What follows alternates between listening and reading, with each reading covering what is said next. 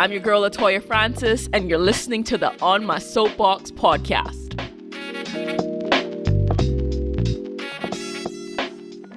What's up, everyone? Thank you for joining us for another episode in the series we're calling French Toast and Happily Ever Afters. This season, I'm talking to people who mean a lot to me and who I believe carry insights on relationships, which has been truly beneficial to me and I believe can be beneficial to you. Today, I'm talking to half of an inspirational couple. She happens to be the partner to one of my longtime friends. Without further ado, help me welcome Naima Abed. Thank you so much for having me, Latoya. Thank you for the warm welcome. My name is Naima, as she said. And yeah, I'm happy to join. I'm happy to join and to contribute. Awesome. Naima, do you mind telling us a little bit about you? By the way, where are you calling in from today? All right, great. So I'm calling in from Kenya, Nairobi, Kenya, and I'm in the HR profession. So basically, I'm a recruiter and I'm a career coach. So I help people just get a better view of their career. And the other things I do also, I paint, I draw, and I'm a bit of a free spirit. So I think that's most of what you need to know, basically. Nice. Well, it's a pleasure. I'm a very amazing man as well. Wait. Repeat that. We can run that back again. Say that again. Which part? I think I cut back in when you said something about an amazing man. Oh yeah, I'm married to an amazing man as well. So I will be here on his behalf as well today. Awesome. I'm really glad to have you today, Naima. So, you know what? Without further ado, we're going to jump right in. So my first question is, and I have to preface this because I feel like so far in a couple of the interviews, I've found out that some people don't really subscribe to this idea of the one. So I'll say as a preface, if you do subscribe to the idea of the one, how did you know he was the one? Oh, that's an easy one and a tough one at the same time, right? Because I feel as though when Lesan and I met, first of all, it was a long distance relationship from the word go. So I was in the UK and he was in Kenya. But one of the things that really stuck out for me was that I had come out of a relationship that was not great. And I was 1 year, post recovering from that relationship. And I really wasn't thinking too much about dating. But I did have a list of things that I kind of did want in an ideal partner. And I'm putting quotes in this, right? So I prayed about this a couple of times. And I remember talking about it to a friend, and I was telling my friend, I have this list and I wrote it, but it's neither here nor there. It has very generic qualities, And my friend said, you know what, if you want something, then you might as well be as specific as you possibly can about what you want. So that night, after I had the conversation with my friend, I sat down and I was very, very specific about what I wanted in a partner. Now, to give a bit of context, in that time, I had already started speaking to my husband, but we were just friends. And when I wrote those things and just dedicated them to God, in the couple of weeks, Lesan and I even said his name, Lesan and I began to be more intentional about our friendship. And some of those very specific qualities that I'd highlighted just came up. They just came up. So it couldn't have been a coincidence, I suppose. And we just ended up having a lot of shared values. And even with regard to how we looked at the future, it just ended up being very in tune. So I felt as though, this is a partner who is in tune with who I am and where I want to be. So, I don't know if that makes sense. That makes perfect sense. I was going to ask you, because you said you had a list. Because I know because I've heard, and even just in communication with other friends and, family members, there's different kind of outlooks on this list. So what made you decide that actually I want to write a list or have a list and really be praying to that? I know you said you spoke to a friend of yours. Yeah. But did you have a list before talking to the friend? And if you did, what inspired having that list? Yes, I've always pretty much been a yellow pad kind of person. So I'll have a yellow pros and cons.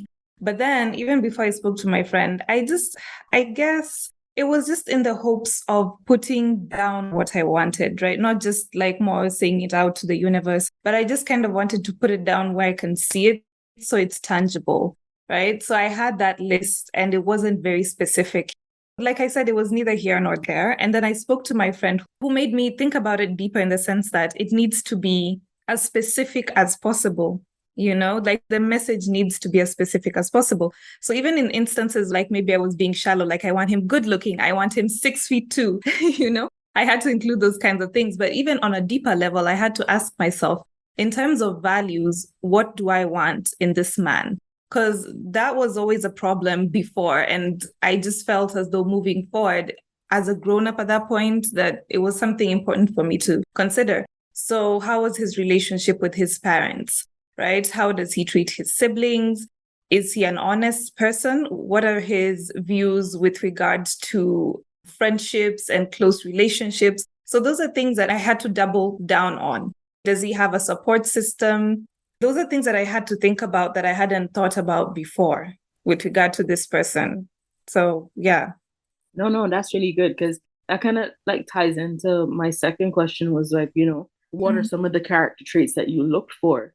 I know you listed out a few there and you talked a lot about values as well, especially for our generation, I think not, and again, just by my observation and the conversations that I have, it doesn't seem like, I guess also if you don't have like a faith background, I don't see a lot of people paying attention to values, right? And so can you talk some more about that? Like, why was that important to you? I think what's happening today, honestly, I can't even go into it because it's just a lot.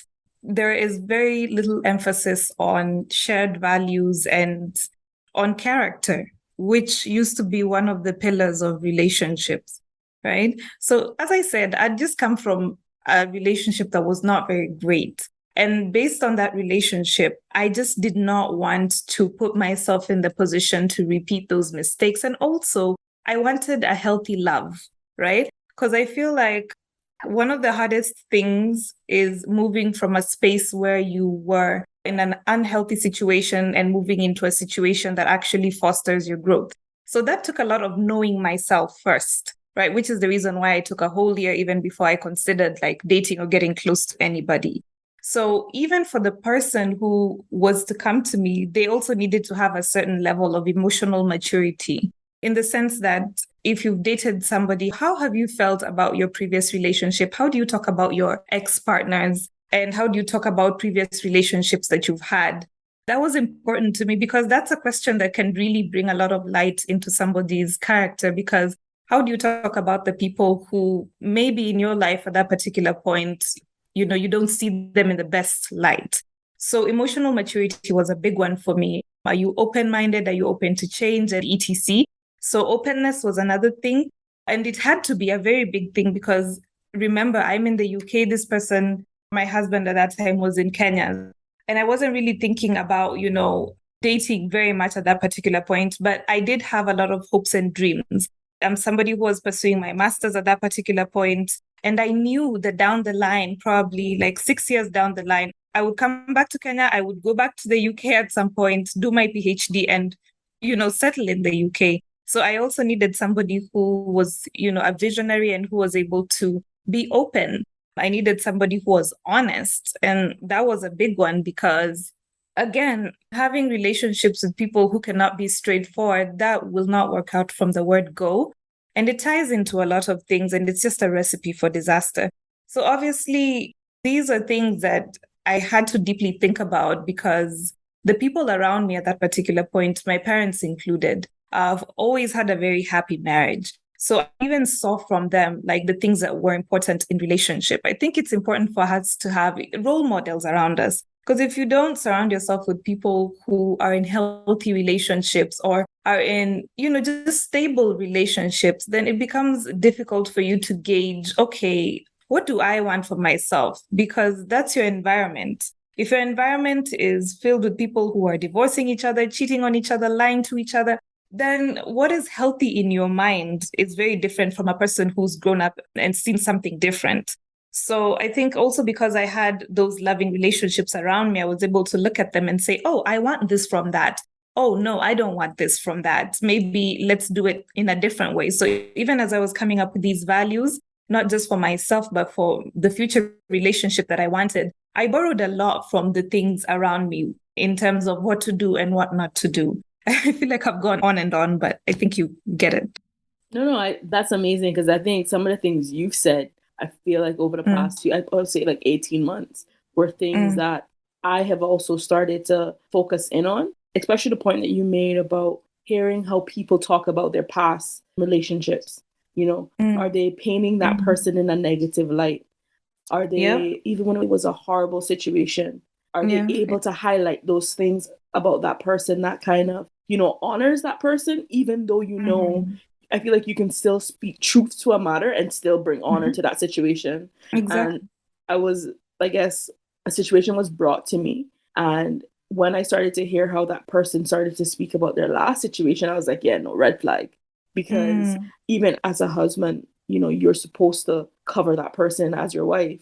And I get mhm, that you're not there mhm. anymore, but for you to come and the first thing when I ask you the question is for you to be like saying something in a negative light, I was like, yeah, Mm, no, I'm good. yeah. So I really like that. I also like what you said about having those models around you to be able to kind of identify what those good relationships look like, and then also giving you choices to choose what Mm, you want and what you don't want from a situation. Like I wanted to cut in, but I didn't want to like break the audio, but you were dropping a lot of gems just now. Like I think if anybody who listens to this episode, I think there's a lot to yeah. glean even from that response just now. All right. So my next question for you then Yeah. is, it seems that you're wise for your age. So I'm going to ask you, what's one thing you know about relationships now that you wish you knew maybe before saying I do? Because I do think even though it seemed that you approach it from a mature standpoint, as humans, we're always learning things. So what's one thing that, now being in it, that you wish you knew before you came in? A lesson that I have actually recently learned is the ability to fully accept your partner. When we were going through marriage counseling and everything, we were talking to this lady who went like, you need to think about it this way. If your partner remained exactly as they were, or as they are right now, would you still be willing to spend the rest of your life? And keeping this in mind, maybe you're thinking about things, because marriage is really about the nitty gritty things. You hear people arguing about taking out the trash, and you're thinking it won't happen. Like, it doesn't make sense. But my husband and I have actually found ourselves laughing at each other and being like, Yanni, for real, like this was an actual thing. And it doesn't happen the way you think. It happens because maybe there's a lapse in communication somewhere, or you're both just tired, or there's an expectation that is somewhere that hasn't been spoken out, or whatever the case. That question at that particular point, when I was being asked, or when we were being asked, I don't think either of us really thought about it. We were just like, yeah, we're good. But then, as now we're clocking out of our first year and into our second year of marriage, I sat down and I was thinking, yeah, you know what? It's important to ask yourself that question each and every day. Like, am I okay with this person as they are if they were to be like this forever? Would I let go of my need to control, to change them, or to make them somebody who fits into who I am better? And I'm putting that better in quotes, right? Because there is no such thing. And that ties into something else called forgiveness. Because if you're asking yourself that question every day, like if this person was to remain the same person every day, then you let go of the expectation that you need them to change or you need them to be somebody different. Even in the small things like leaving cups on the counter or breadcrumbs on the chair, whatever petty things come up. Like if this person was to do this thing every single day for the rest of our life, would I be okay with it? And would I be willing to say, okay, in my heart and just forgive and just let it go? So, yeah, I think that's one important lesson that I've really had to learn and I'm still learning. That's really good. I was watching kind of a snippet, I think, like Jay Shetty and his wife, Mm-hmm. and she was Mm-hmm. asking him a question about, I guess from her point of view, she was seeing it as her being annoying, like asking him to go get her water or get the remote when the remote's like right almost next to her. Yeah. And she asked him, she's like, and I'm paraphrasing, why don't you get annoyed? Like, why do you keep doing it even though, it's obvious that I'm inconveniencing you? And his response was, his first thought is, okay, yeah, this woman is crazy. But then he stopped and he thought about it. And he was like, you know what? I realized that in those moments, in the little things that you do that to me might, or to another person might be annoying, when you're asking me to get you water and you can get it yourself, or when you're asking me to do this or whatever, I'm realizing that in that moment that that's the way that you want me to love you. And I think kind of that idea of what you said about, loving someone regardless of whether or not they're willing to change. Those two things connected for me for some reason. I'm not sure yet. But like that was a thought that immediately came to me after hearing you say what you said. Because I do think a lot of people go into these relationships and they don't consider that. Most people don't even get like premarital counseling. Right? Yeah. And to realize, okay, you need to have like an objective third party who's able to kind of help you see through any fog or any, clouds of infatuation, and to help you realize the magnitude of the decision that you're about to make. So yeah, I definitely think that. But you see, you won't realize. I'm not like trying to dampen the impact of premarital counseling. But at that particular point, to be honest, you can only know marriage once you're in it. You can get the idea of marriage.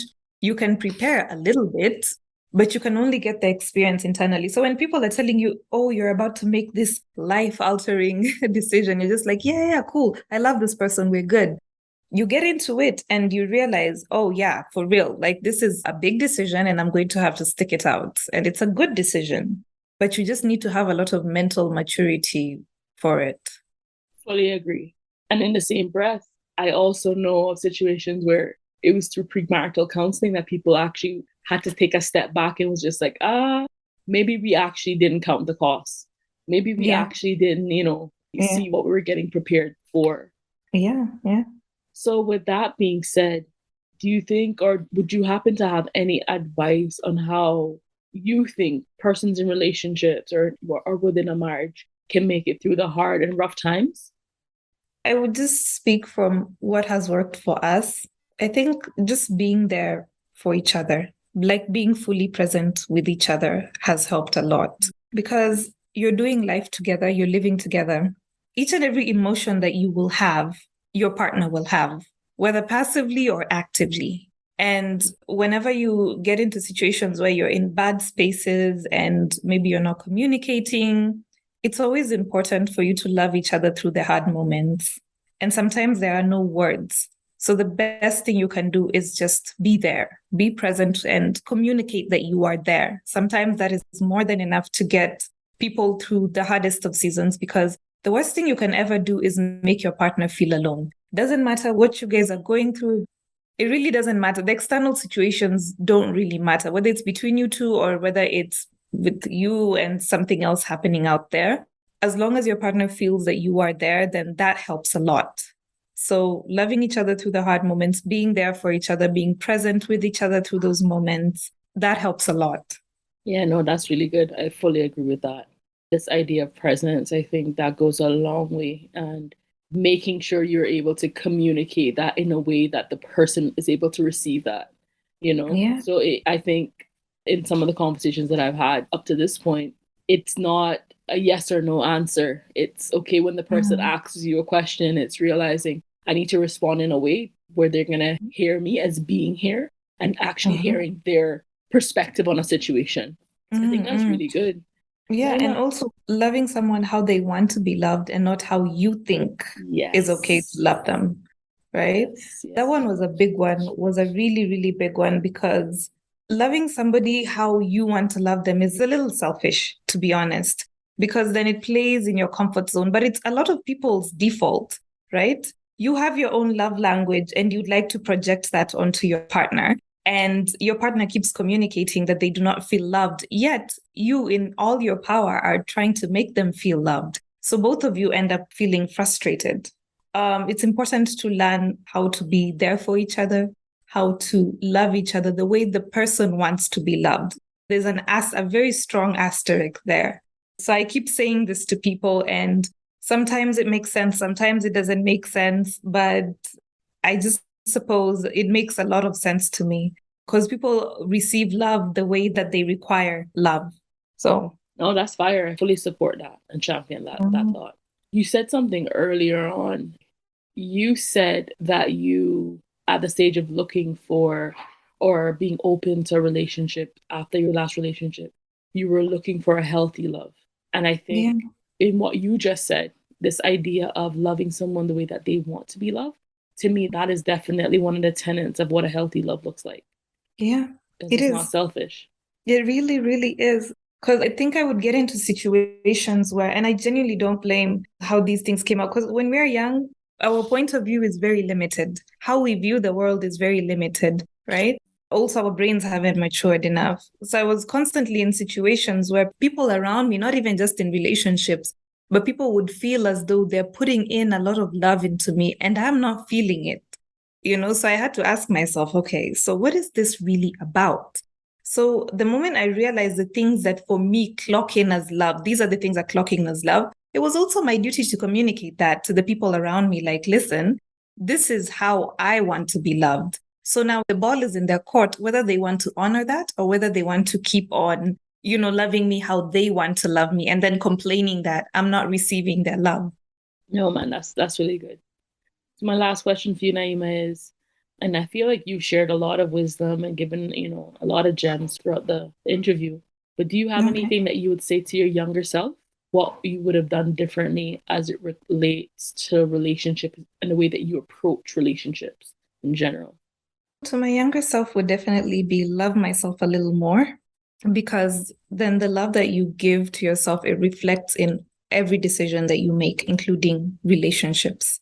I am fortunate that by the time I met Lesan, I had already began, my self-love journey. So I was at a good place. But I feel like as the years go by, I'm in a much better and a much better and a much better space. And the more I'm in a better space, the more quality relationships I'm able to attract to me, because I know myself more. I know my pain points. I know my triggers. I know the things that are good for me.